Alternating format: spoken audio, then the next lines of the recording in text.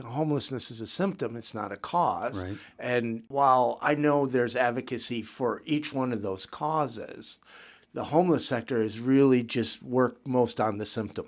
I think if you look at the incredible work that homeless service providers are doing, they're helping people exit homelessness daily.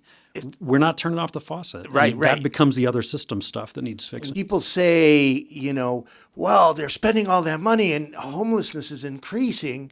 Well, that's because we didn't fix those causes. That's right. The nonprofit sector is actually housing people better than it ever has. Yeah.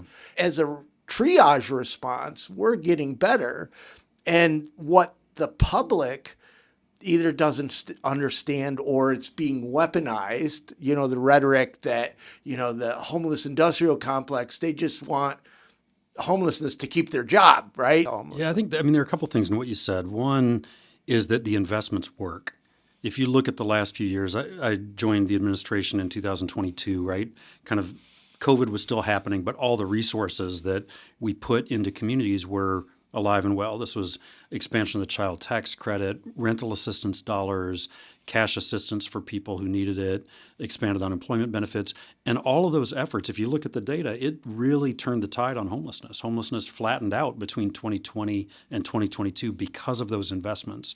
What we didn't do was close the front door. I'll follow your example. Yeah. We didn't close the front door. And I don't mean we, the administration. I mean we, Right. as a nation, haven't dealt with prevention. The other thing that's important, I think, in what you said is that the providers are doing amazing work that is life-changing for people every day. The outreach workers, the housing navigators, the case managers, the street medicine teams.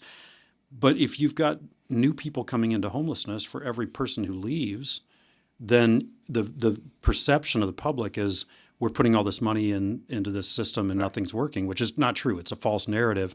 I do think it's being weaponized, and I do think people are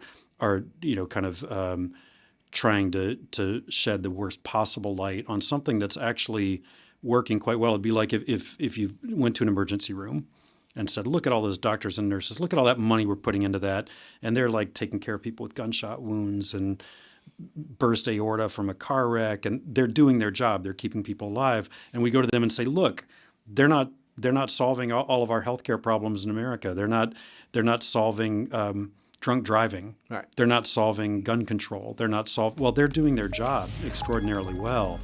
We as a society need to take on the systemic stuff. Yeah.